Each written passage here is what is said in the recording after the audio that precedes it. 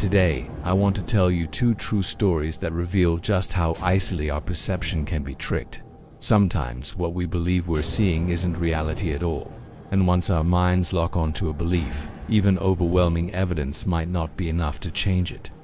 As you'll hear today, these misunderstandings can lead to terrifying, and sometimes deadly, consequences. If you enjoy strange, dark, and mysterious stories told in a calm narrative format, then you're in the right place.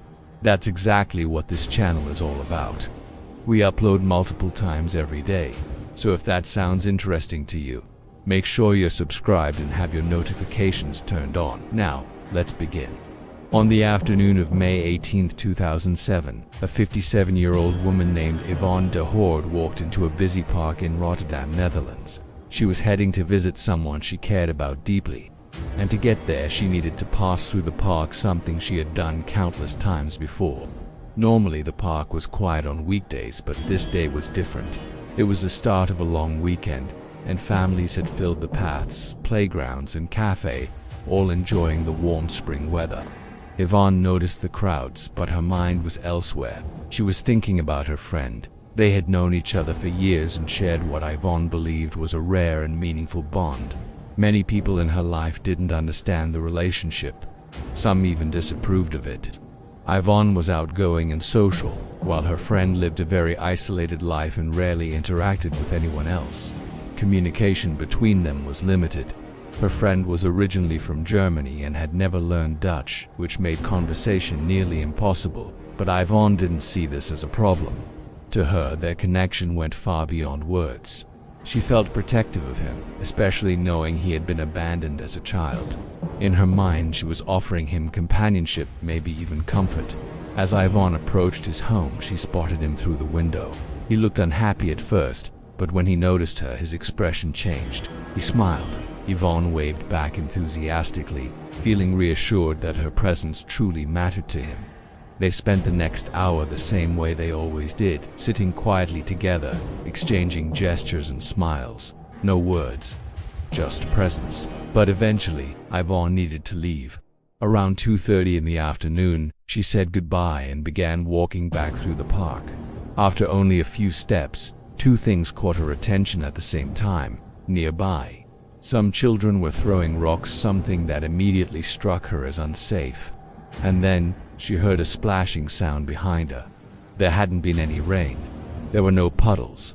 The sound seemed to be coming from a restricted stream within the parking area that no visitors were supposed to enter. Curious, Yvonne turned around. That's when something enormous slammed into her, throwing her to the ground with crushing force. Screams erupted all across the park. As her vision began to fade, Yvonne's final thought was terrifyingly clear.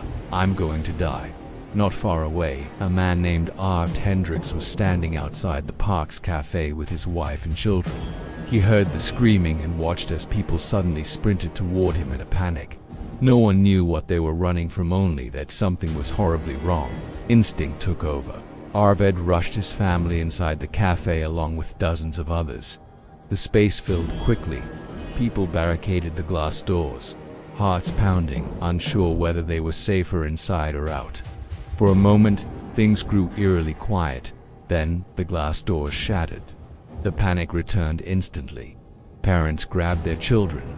People surged toward the exit.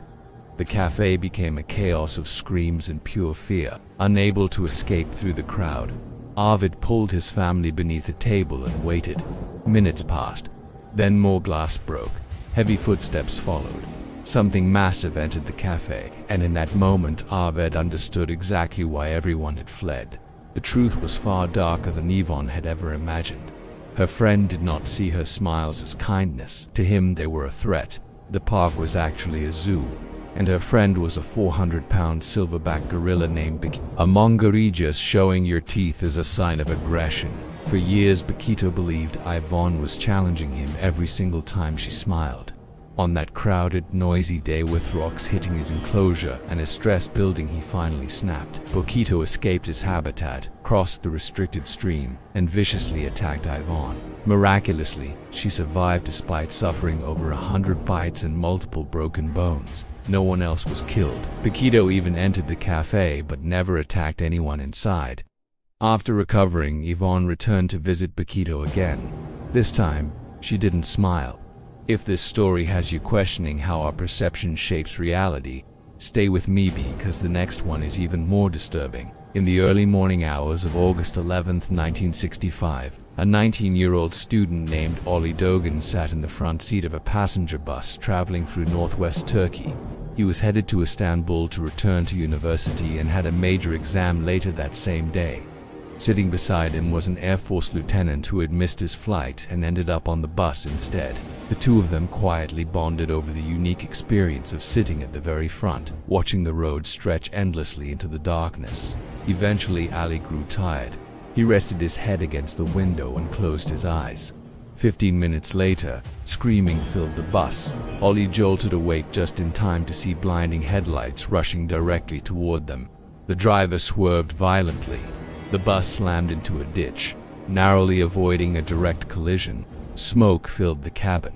Passengers panicked. Ali and the lieutenant rushed to the front door, forcing it open as thick black smoke poured inside.